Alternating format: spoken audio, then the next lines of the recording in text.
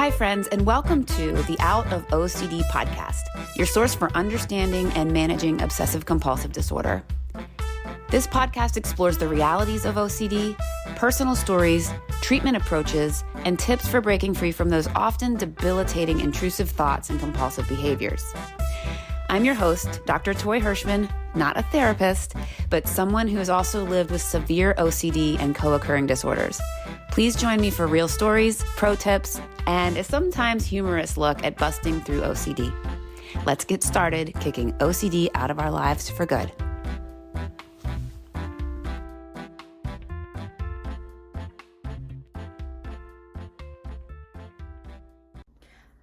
In this episode, we're going to talk about ERP for OCD. ERP. So that's a lot of letters. So ERP stands for Exposure and Response Prevention. If you are listening to this, you likely have OCD, Obsessive Compulsive Disorder, or you think that you might. And so if you do, or you think that you do, you really need to know about ERP. So I'll back up for a second and talk about OCD a little bit. So OCD, obsessions, are the thoughts, followed by some kind of compulsion or ritual, whether it's outward physical or inward mental, to alleviate the stress or anxiety that you have from the thought or prevent the thoughts from occurring. All right? That's OCD. And you do not want these thoughts. They're horrible thoughts. You want to get rid of them. You want them to go away. You don't want that thing that you just thought of to occur. It's very, very distressing. And that's how you know it's OCD, folks. So my story, debilitating OCD at its worst. And I did this kind of, it doesn't really matter what but just bad thoughts. And when I was young, it was bad thoughts about, family members dying or getting hurt. If I didn't unplug that toaster, fire, flames, death, that kind of thing.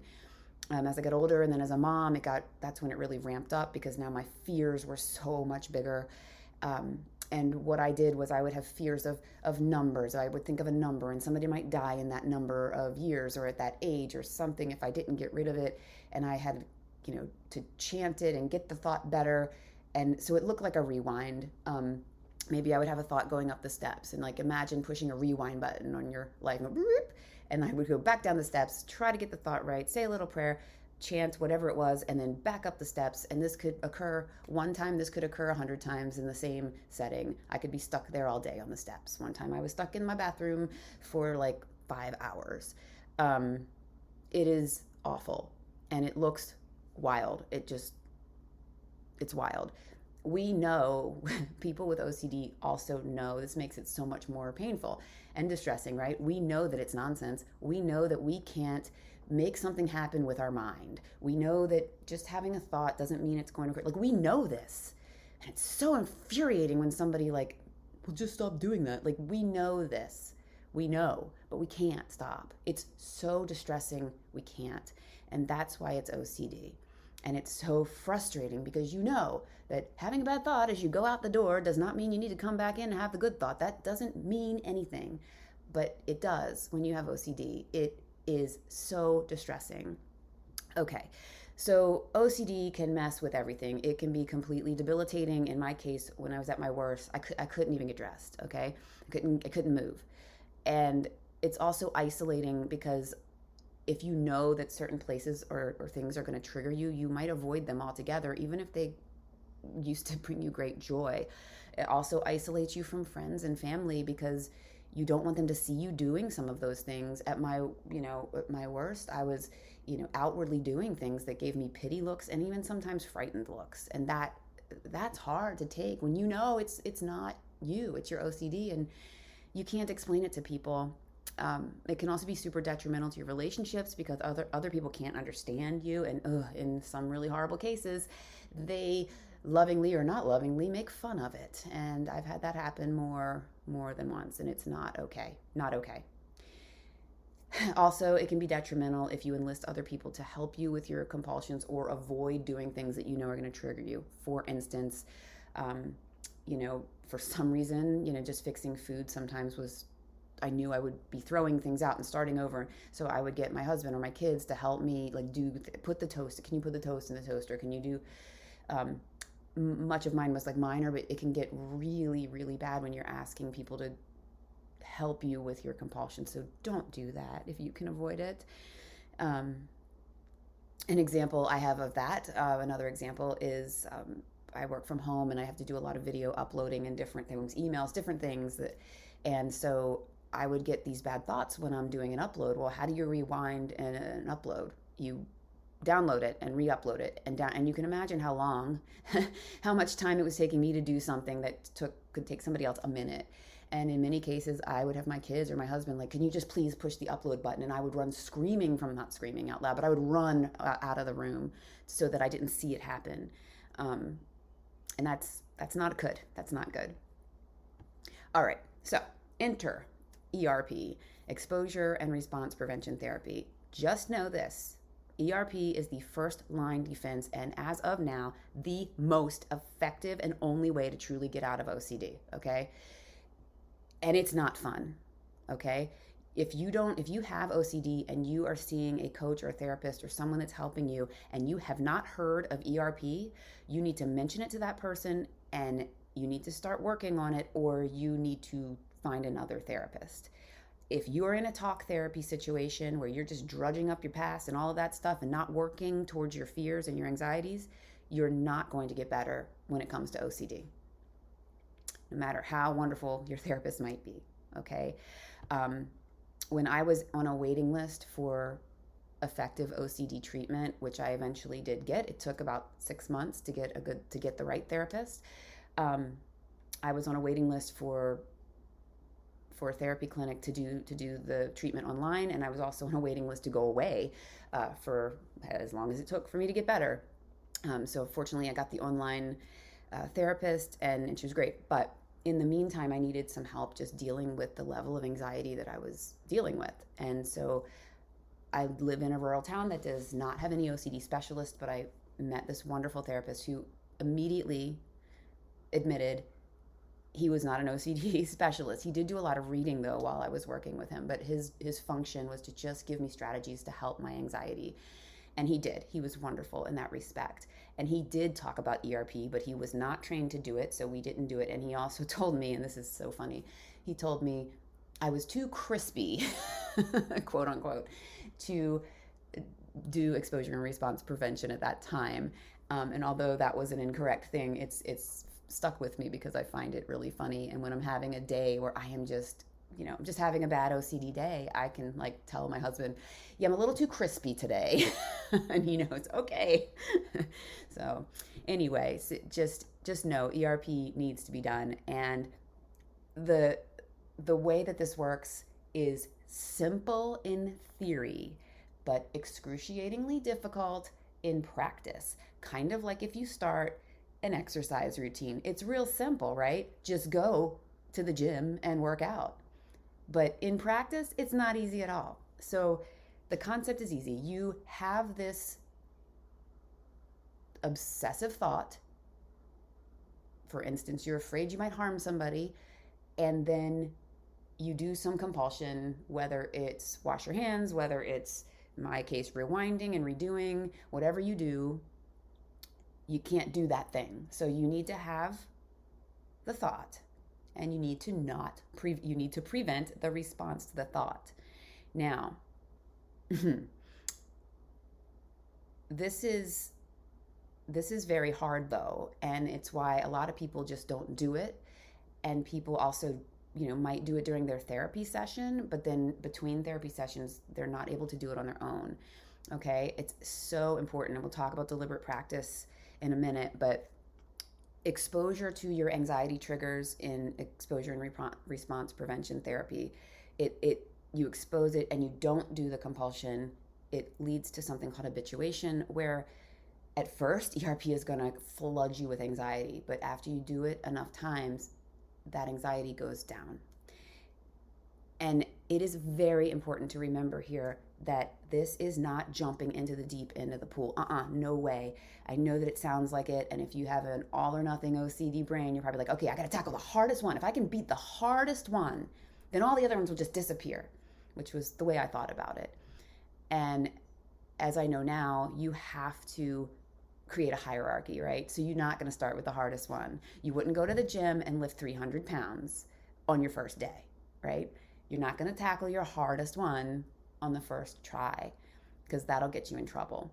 So with your coach, with your therapist, you want to make a hierarchy from, here's one I know is going to be a trigger, but I think I can handle it, all the way, baby steps, all the way down to the hardest one.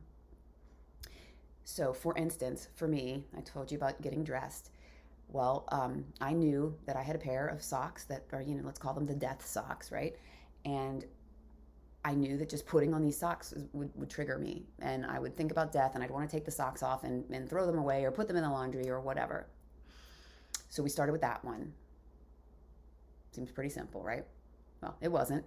But online, my therapist was like, go get the socks. So we went to the socks, put them on, sat with it, dealt with it, got through about a half an hour, and that was a win. Now, once I was out of therapy, I took the sock off, and I felt really bad. And I told my therapist during the next session, and she said, no, that was practice. You need to keep doing that until the sock is meaningless, that there's no association with death and the sock, right? And that's something you need to remember. Like, it's okay if you do it, if you can do it for 5 minutes and then you can do it for 6 minutes the next day. What you're doing is slowly teaching your brain that it is just OCD. These thoughts are meaningless. It is not necessary to react to them. And over time, you'll have more and more wins. But you have to start with those little ones, because you need to give yourself those wins up front. Put on the sock, for me, pour the glass of milk only once, that kind of thing. Just do the little ones and deal with the anxiety, because it's going to come in. Let it go. And if, don't get down on yourself if you only can sit for 5 minutes. Then the next day increase. Imagine if you just got 1% better every day, how quickly you'd be better. Imagine if you got only 0.25% better every day, how quickly you'd be better. So just remember that. What you're doing is you're teaching your brain to notice that the thought is just an OCD thought, and you don't need to do anything about it at all. When you're in the OCD cycle and you're reacting to your thoughts, what you're doing is you're teaching your brain, that thought, when I went out that door, that's a scary thought. I have to do something about it. And you're teaching your brain over and over, and you're habituating your brain to doing the compulsions. So in ERP, you're doing the opposite. You're retraining your brain, go, nope. Thanks, OCD, for that deliciously awful thought. I am walking through this, and it's going to be okay. And eventually you'll be able to do those things. At my worst, I work from home mostly, but sometimes have to go. I was so scared to go out of town because of one very, very big deal. I was going to have to get dressed in work clothes. And that when I was really bad, I went to one conference and I was late. I came down, I was sweaty and a mess because it took me 20 minutes to put my pantyhose on. Okay? And then everything else, and then makeup, and then taking my makeup off, rewashing my face. It is hard to get through those things, those times. With ERP, you train your brain that that's not important, and you just get dressed. The first time you do ERP, even on the smallest thing on your hierarchy, it's hard. The thoughts will pummel you, and you won't be able to stop thinking about the thought but you can't do anything about it. You just, as long as you can last, and you don't need to, I say sit with the thought, but you don't actually have to sit. It's a really good idea to not sit, to put on the sock, do whatever it is that you think you can get through, and go do something. Go make a sandwich. Go pet your dog. Go twirl around in a circle, or do 5 jumping jacks, or count backwards from 100, whatever you need to do. Just do something else. And I have a whole list of cool something else's that you can do in another podcast. So just do something else and do it for 5 minutes, 10 minutes. Give yourself time, space, and grace to do those things. Okay?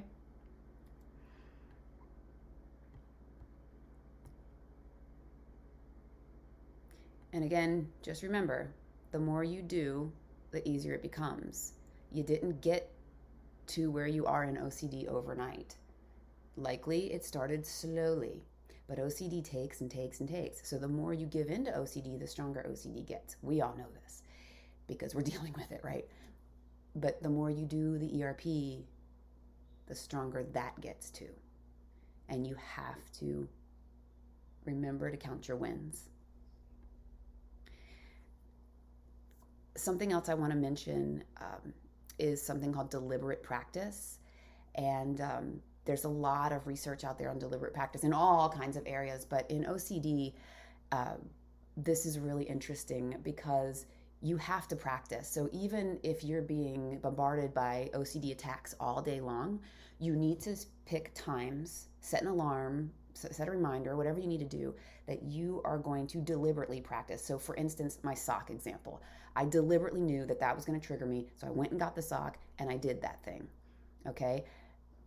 I didn't get this at first. It took me a while to get it. So I would tell my therapist, why do I need to set a time and deliberately trigger myself? I'm being triggered all day long. OCD is attacking me all day long. And she said, no, you do need to set time for deliberate practice because in that case, you are on the offensive. You are being proactive instead of reacting to the attack. So it's a little bit easier to do the exposure and response prevention because you're attacking it. You're on the offense. You're not running scared from OCD when you're doing that. So that's another big, big tip that it took me a while to get. Deliberate practice. Even if it's once a day, just do it. It's very, very important. And then one last thing I want to mention is that we talked before about how in the therapy session with your coach or your therapist, it's easier to do ERP. Just because you have somebody there with you, you have somebody guiding you, coaching, of course it's easier, right? Still not easy, but easier. And then between sessions, for me, for a long time, it always fell apart. And I'd, come back to the next session with my tail between my legs, like, oh, I messed up again. And she's like, no, we just need to build in this deliberate practice. So between sessions, it's really hard. And it's also just hard. You don't have that coach or guide with you.